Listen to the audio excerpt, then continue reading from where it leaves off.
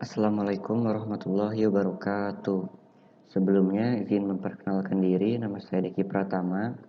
Di pertemuan 1 praktikum proses manufaktur ini saya akan memaparkan materi mengenai Bill of Material. Adapun rangkaian kegiatan yang akan kita lakukan di pertemuan 1 praktikum proses manufaktur ini antara lain mulai dari pengumpulan tugas pendahuluan yang telah teman-teman lakukan melalui Google Classroom yang telah dibuat sebelumnya. Lalu akan ada pemaparan materi, pemaparan juklak, pengenalan mesin, dan terakhir akan ada sesi kuis tulis. Nah, langsung aja ke sesi berikutnya, yaitu akan ada pemaparan materi.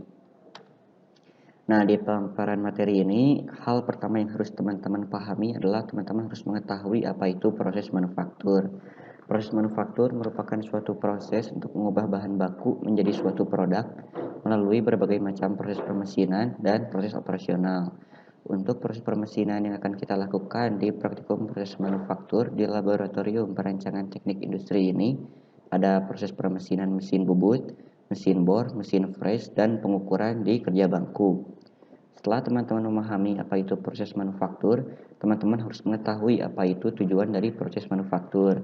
Nah, untuk tujuan dari proses manufaktur itu sendiri antara lain untuk membuat suatu komponen dengan mempergunakan material tertentu sehingga memenuhi persyaratan bentuk dan ukuran. Melanjutkan dari praktikum sebelumnya yang telah teman-teman lakukan, yaitu praktikum gambar teknik dan metrologi, di mana teman-teman merancang suatu produk, yaitu produk kursi drum berlubang yang terdiri dari 17 komponen. Nah, di praktikum kali ini, di praktikum proses manufaktur, teman-teman akan membuat komponen 3 dari 17 komponen yang telah teman-teman rancang. Nah, untuk komponen yang akan teman-teman buat itu mulai dari blok dudukan, poros berlubang, dan poros penyambung. Selanjutnya akan ada Bill of Material atau sering kita singkat dengan BOM. Bill of Material sendiri merupakan daftar dari semua material, part-part, dan subrakitan serta kuantitas dari masing-masing komponen yang dibutuhkan untuk memproduksi satu unit produk. Untuk fungsi dari Bill of Material itu sendiri adalah untuk mengetahui komponen mana sajakah yang menjadi penyusun atau pembentuk dalam dibuatnya satu unit produk, dan untuk mengetahui item atau komponen mana sajakah yang harus kita beli ataupun kita produksi. Nah, untuk struktur Bill of Material dibedakan menjadi 3, yaitu ada bagian puncak ataupun level 0 yang merupakan produk jadi, bagian tengah ataupun level 1 yang merupakan rakitan, dan bagian bawah ataupun level 2 yang merupakan komponen ataupun bahan baku. Sedangkan jenis Bill of Material berdasarkan komponen penyusunnya dibedakan menjadi 2, yaitu ada single level Bill of Material yang merupakan salah satu jenis Bill of Material sederhana yang tidak menggambarkan produk secara lengkap karena tidak memiliki rakitan. Sedangkan yang kedua yaitu ada multi level Bill of Material yang merupakan salah satu jenis Bill of Material yang menggambarkan struktur produk secara lengkap mulai dari bagian puncak sampai bagian bawah. Nah, di sini ada contoh Bill of Material. Yang bagian atas itu adalah salah satu contoh dari single level Bill of Material yang menggambarkan suatu produk yang tidak memiliki rakitan, karena setelah bagian puncak di level 0 hanya ada komponen-komponen yang bukan merupakan rakitan. Sedangkan yang contoh di bawah ada contoh multi level Bill of Material yang menggambarkan struktur produk secara lengkap mulai dari bagian puncak ataupun level 0, level 1, dan level 2 sebagai pembentuk atau penyusun rakitan. Selanjutnya juga ada contoh Bill of Material dalam bentuk tabel yang secara garis besar memiliki prinsip yang sama dengan Bill of Material sebelumnya. Hanya saja terdapat perbedaan di tata cara penulisan, karena di sini ditulis dengan berbentuk tabel yang terdiri dari nomor komponen, nama komponen, jumlah unit, bahan, dimensi, dan keterangan. Contoh nomor komponen yang pertama yaitu komponen 1.1 dengan nama komponen pressboard dengan jumlah unit 1 berbahan dasar kayu dan memiliki dimensi 35 x 23 cm dengan keterangan buat. Sedangkan di nomor komponen yang kedua yaitu ada 1.2 yang menggambarkan level 1 komponen kedua dengan nama komponen clip assembly dengan jumlah unit 1 berbahan dasar aluminium dan besi dengan keterangan beli. Dan yang perlu kita pahami di sini, komponen yang kedua ini merupakan salah satu komponen rakitan yang dirakit atau terdiri dari komponen 1.2.1, 1.2.2 sampai 1.2.4 dan begitu pun seterusnya. Nah, mungkin sekian untuk sesi pemaparan materi. Selanjutnya akan ada sesi pemaparan juklak. Nah, untuk sesi pemaparan juklak ini di bagian pertama itu ada bab 1, pengumpulan data. Di pengumpulan data ini teman-teman cukup salin ulang tabel yang ada di juklak yang menjelaskan 17 komponen yang terdapat di produk kursi drum berlubang. Selanjutnya di bab kedua itu ada pengolahan data yang terdiri dari yang pertama ada deskripsi produk. Teman-teman di sini tinggal menjelaskan produk teman-teman, yaitu produk kursi drum berlubang, fungsinya seperti apa, manfaat, kegunaan, kelebihan, serta material apa saja yang digunakan, serta alasan mengapa material itu digunakan sebagai material pembentuk dibentuknya atau diproduksinya produk yang teman-teman buat. Lalu yang kedua ada bill of material. Nah, teman-teman di sini harus membuat bill of material secara lengkap dari produk yang teman-teman telah rancang, mulai dari bagian puncak, bagian tengah, dan bagian bawah. Terakhir itu akan ada resume pengenalan mesin. Nah, untuk resume pengenalan mesin ini teman-teman di sesi berikutnya itu akan ada sesi pengenalan mesin. Nah, di pengenalan mesin nanti teman-teman akan dibedakan menjadi 4 tahap, yaitu akan ada tahap pengenalan mesin bor, mesin fresh, mesin bubut, dan pengukuran di kerja bangku. Nah, teman-teman diharapkan untuk menuliskan informasi-informasi yang menurut teman-teman itu penting dan dapat teman-teman tuliskan kembali di resume pengenalan mesin. Setelah itu bisa teman-teman lengkapi dengan mencari di sumber lainnya, misalnya di jurnal, buku, internet, ataupun lain-lain. Nah, selanjutnya teman-teman bisa langsung ke sesi pengenalan mesin. Di sini saya akan menjelaskan mesin bubut. Jadi mesin bubut itu termasuk mesin perkakas yang gerakan utamanya berputar. Nah, di mesin ini memproses benda kerja yang berbentuk silindris, dapat mengurangi diameter ataupun mengurangi panjang dari benda kerja tersebut. Di sini saya akan menjelaskan bagian-bagian dari mesin bubut. Yang pertama ada tuas untuk mengatur kecepatan RPM-nya. Nah, di sini ada tuas yang di atas untuk mengatur ada yang cepat dan ada yang lambat. Terus untuk tuas yang di bawah ini untuk mengatur nominal dari kecepatan RPM-nya, mulai dari yang kecil 70 dan yang paling besar ada 1255. Namun biasanya untuk praktikum kita menggunakan yang kecepatan 755. Selanjutnya di sini ada tuas untuk mengatur arah ulir. Ada yang ke kanan dan ada arah yang ke kiri. Lalu di sini ada tuas untuk menghidupkan atau menyalakan dari mesinnya. Dan di sini tuas untuk mengeluarkan air coolant. Air coolantnya ada di situ, nanti dijelaskan. Dan di sini ada tombol emergensi. Jadi tombol emergensi itu berfungsi untuk biasanya kalau misalnya ada keadaan darurat kita langsung aja tekan tombol ini. Terus di sini ada tombol tes. Tombol tes di sini untuk mengecek atau mengetes dahulu spindlenya sudah berputar atau belum. Nah, di sini ada tombol untuk pengaturan ulir. Biasanya untuk mengatur jarak antar kisarnya. Nah, dilihat kode-kodenya di sini. Teman-teman bisa mengatur kode-kode ini dan diterapkan di sini agar nantinya ulir dapat sesuai dengan kebutuhan teman-teman. Selanjutnya di sini ada spindle atau cak. Ini berfungsi untuk mencekam materialnya. Nah, spindle ini kecepatannya diatur oleh tuas ini. Kan di sini tuasnya tadi untuk mengatur RPM-nya. Dan sekarang kita coba untuk mengetesnya. Nah, sebelum mengetes kita lihat dulu emergensinya. Aktif atau tidak aktif. Kalau misalnya tombol emergensi ini sedang aktif, berarti dia tidak akan berputar. Bisa dilihat. Nah, dia tidak berputar spindlenya. Jika emergensinya dibuka, maka spindle atau cak ini akan berputar. Kita tes. Nah, seperti ini. Jika emergensinya kita aktifkan, dia tidak akan bisa berputar. Di sini saya akan melanjutkan menjelaskan bagian komponen-komponen dari mesin bubut yang sebelumnya telah dijelaskan oleh asisten sebelumnya. Yaitu di sini ada rumah pahat.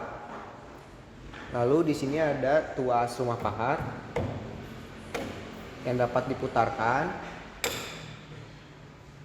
Lalu di bawahnya ada eretan atas berfungsi untuk menggerakkan, memaju mundurkan pahatannya. Lalu di bawahnya ada eretan bawah berfungsi untuk mendekatkan pahat dengan benda kerja atau material, dan di sini ada eretan melintang untuk memajukan pahatnya atau memundurkan pahatnya. Setelah itu dilanjut dengan tuas. Di sini ada dua tuas, yaitu tuas otomatis dua-duanya, yaitu di sini buat tuas otomatis bagian eretan bawah, dan ini tuas otomatis untuk eretan bagian atas. Nah, fungsinya untuk menetapkan jalur pembuatan atau pemesinannya. Nah, ini juga berfungsi untuk pembuatan ulir. Lalu di sini ada lintasan kerjanya dari pemrosesan pemesinannya. Di sini juga ada selang coolant-nya, dan ini ada lampu untuk menerangkan pada saat dilakukannya pemesinan. Lalu di sini ada senter. Senter ini berfungsi untuk melihat apakah pahat dengan benda kerja itu tegak lurus atau tidak. Jika tidak, maka material yang akan dilakukan pemesinan bisa terjadi kecacatan. Arah ini pun fungsinya untuk memutarkan spindle pada mesin. Nah, jika tuas ditekan ke bawah, maka spindle akan berputar berlawanan dengan jarum jam. Dan jika spindle ditarik ke atas atau diangkat ke atas, maka spindle akan berputar searah dengan jarum jam. Dan bagian terakhir adalah rem. Nah, rem ini berfungsi untuk memberhentikan secara langsung spindle yang sedang berputar. Jadi ketika kaki kita menekan remnya, maka spindle yang tadinya berputar akan langsung otomatis berhenti secara tiba-tiba. Di sini saya akan menjelaskan tentang mesin bor. Nah, ini adalah mesin bor, merupakan suatu mesin yang berfungsi untuk membuat lubang dan memperlebar diameter lubang, di mana mesin ini gerakannya memutarkan pisau bor atau mata bor ke arah pemakanan mata bor atau ke arah benda kerja langsung. Adapun bagian-bagian dari mesin bor ini, yang pertama ada base, berfungsi sebagai penampang seluruh komponen mesin bor. Berikutnya ada kolom atau tiang, berfungsi sebagai penampang kepala mesin bor di sini atau seluruh komponen mesin bor. Berikutnya ada table atau meja mesin bor, berfungsi untuk meletakkan benda kerja. Nah, di meja kerja sini terdapat berbagai komponen, yaitu ragum berfungsi untuk menjepit benda kerja. Berikutnya ada pengunci meja kerja. Ini berfungsi untuk mengatur posisi dari meja kerja di sini. Berikutnya ada mata bor atau drill, yaitu sebagai alat untuk mengebor atau melubangi benda kerja. Berikutnya ada spindle, berfungsi untuk mencekam mata bor.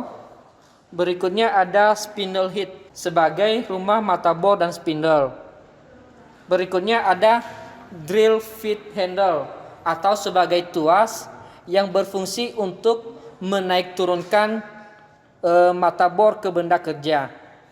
Berikutnya yaitu panel kelistrikan. Nah, pada kelistrikan di sini terdapat berbagai bagian yang ada. Yang pertama ada kabel-kabel listriknya, penghubung ke listrik.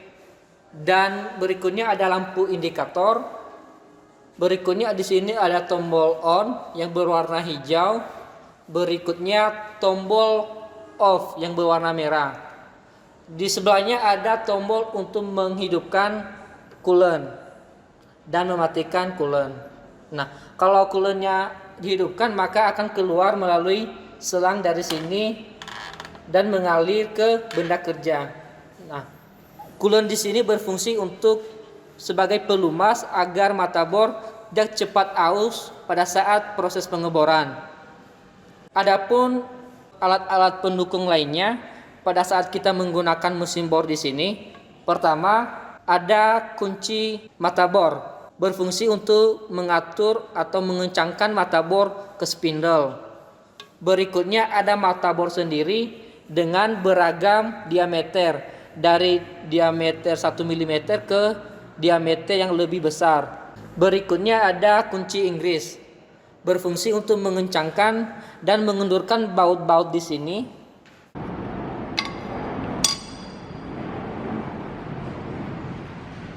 Demikian penjelasan dari mesin bor di sini. Saya ucapkan terima kasih. Di sini saya akan menjelaskan mengenai mesin press. Mesin press yaitu suatu mesin perkakas yang digunakan untuk memotong benda kerja yang biasanya berbentuk persegi. Saya akan menjelaskan bagian-bagian dari mesin press. Yang pertama yaitu ada kepala mesin. Di sini ada dinamo atau motor penggerak. Kemudian ada tombol on off. Untuk menjalankan mesin, putar ke arah kiri, kemudian pencet. Untuk menggunakan tombol ini, putar ke arah kanan, kemudian pencet, maka perputaran mata bor akan berubah. Selanjutnya di sini ada tombol emergency untuk menghentikan jika ada kecelakaan.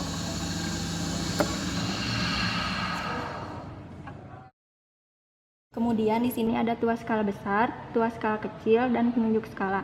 Tuas ini digunakan untuk mencari titik nol. Jika titik nolnya sudah diketahui, maka dikunci menggunakan pengunci skala.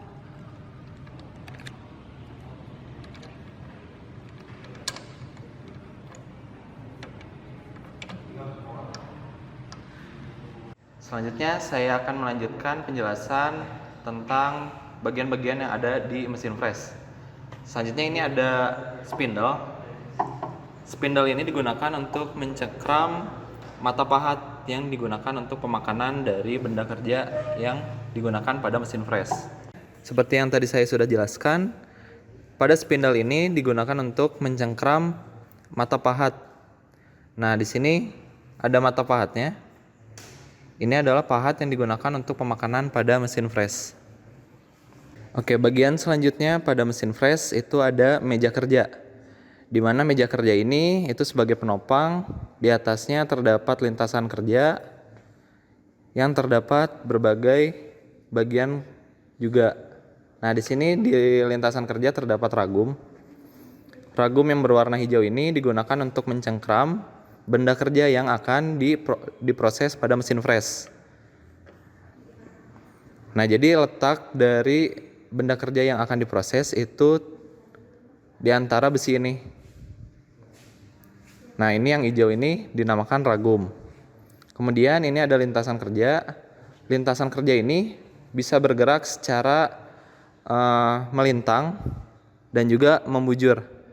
Untuk pergerakan melintang itu menggunakan eretan yang di bagian sini. Nah, di bagian sini. Ketika kita memutarnya, maka lintasan kerja akan bergerak secara melintang. Nah, untuk pergerakan yang membujur, itu menggunakan eretan yang sebelah sini, di bagian depan mesin press. Nah, maka pergerakan lintasan kerjanya itu akan bergerak secara membujur ke depan dan ke belakang. Sekian penjelasan mengenai bagian-bagian yang terdapat pada mesin press. Di sini saya akan menjelaskan apa itu kerja bangku. Apa sih yang dimaksud dengan kerja bangku? Jadi, kerja bangku itu adalah kegiatan proses produksi yang dikerjakan secara manual atau menggunakan tangan dan tidak menggunakan mesin dan dikerjakannya itu di atas meja. Nah, aktivitas apa saja sih yang dikerjakan di kerja bangku? Nah, diantaranya itu ada pengukuran, ada pemberian tanda, ada pengikiran, ada penggergajian, dan ada proses pembuatan ulir. Barusan kita sudah mengetahui apa itu kerja bangku dan aktivitas apa saja yang dikerjakan di kerja bangku. Nah, di sini saya akan menyebutkan dan sedikit menjelaskan tool apa saja yang digunakan di kerja bangku. Baik, yang pertama itu ada penitik dan penggores. Nah, penitik adalah alat yang digunakan untuk menitik benda kerja untuk membantu pemberian tanda. Selanjutnya ada penggores. Penggores yaitu alat yang digunakan untuk membuat garis pada benda kerja. Selanjutnya ada kikir. Nah, kikir merupakan alat kerja bangku yang dibuat dari baja karbon tinggi dengan bermacam-macam bentuk ukuran. Adapun kegunaannya diantaranya yaitu mengikis, mengupas, meratakan, menghaluskan, dan lain-lain. Baik, selanjutnya yaitu ada palu. Palu fungsi utamanya yaitu sebagai pemukul. Palu ini terdiri dari berbagai macam, diantaranya yaitu palu resin, palu karet, dan palu karbon. Di setiap palu ini memiliki fungsi yang berbeda-beda sesuai dengan tingkat dari kekerasannya. Selanjutnya jangka sorong. Jangka sorong merupakan alat pengukuran benda bagian luar dan juga pengukuran benda bagian dalam seperti lubang dan alur. Selanjutnya ada penggaris atau mistar. Mistar adalah alat pengukuran dan berfungsi alat bantu gambar untuk menggambar garis lurus. Selanjutnya ada tep. Tep merupakan alat untuk membuat ulir dalam suatu benda kerja. Biasanya tep dikerjakan secara manual untuk membuat suatu ulir dalam. Dari suatu benda kerja, biasanya diperlukan 3 tep. Yang pertama itu ada taper dengan ketirusan panjang, kedua ada flank dengan ketirusan sedang, dan yang terakhir bottom dengan tidak memiliki ketirusan. Selanjutnya ada sney. Sney adalah kebalikan dari kegunaan tep, di mana sney ini berfungsi untuk membuat ulir luar pada batang dan biasanya dibuat di mesin bubut.